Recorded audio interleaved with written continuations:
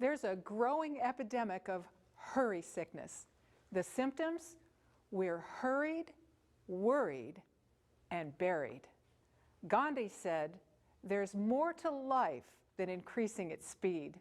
Our lives can be busy, but oh so barren. As a result, we're suffering physically, mentally, socially, and spiritually. Even doing too many good things can crowd out life's best and most important priorities. So let's take a breath and look at some important principles for balancing the multiple roles and priorities that we all carry. We need balance.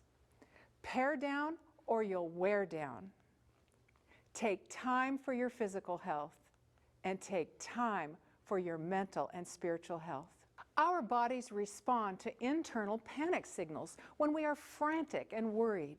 We can be so busy doing things that feel like an emergency, but in the big picture, they may not be that important at all.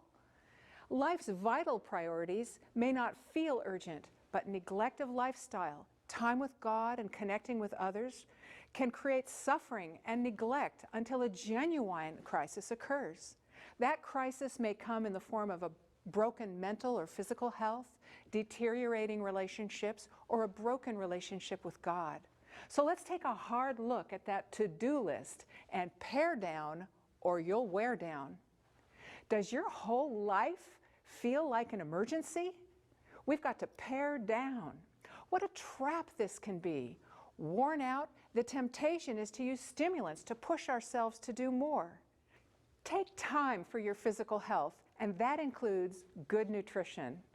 Caffeine, sugar, and alcohol rob the nervous system of real strength and lead to fatigue, cravings, and even addictions. Making healthy choices at mealtimes keeps your mind fresh, your appetite satisfied, and your fuel tank filled for the demands and duties of every day.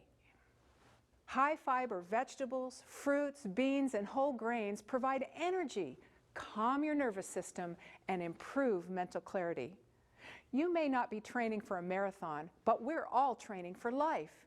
We need the energy to get up and face each day with optimism and strength. And that leads us to taking time for exercise. The question is not, will I exercise today?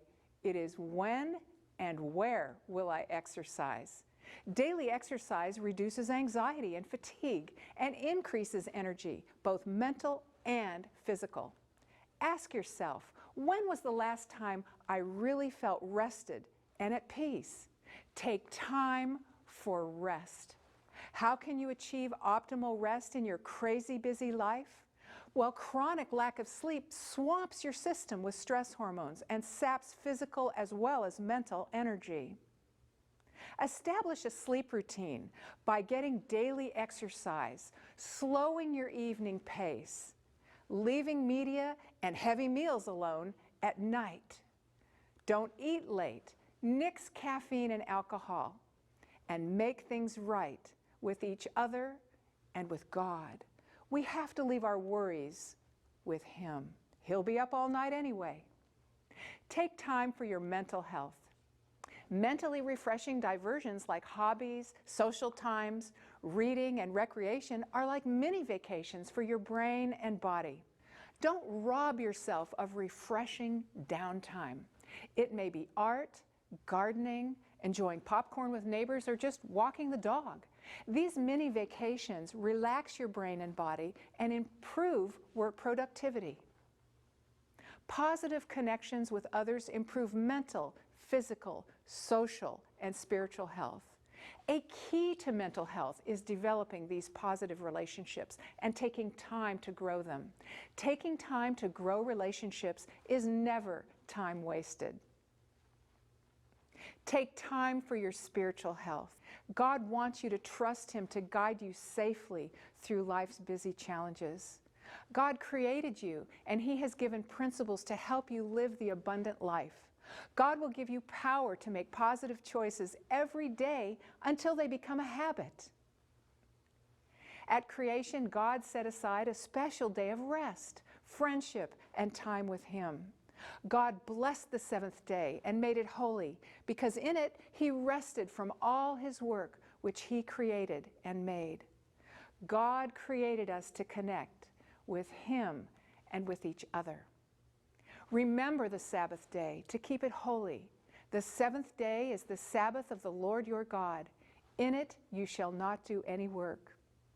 God has set aside this special day of worship to enjoy fellowship with him and with each other. It's a day free from anxieties and cares, the cares of the work week, a day for mental, physical, social, and spiritual renewal.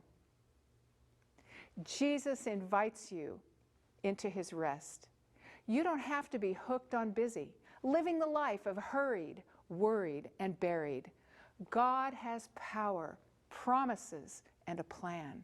He's calling you to focus on his healing priorities for your life. He invites you to come apart before you fall apart and rest a while.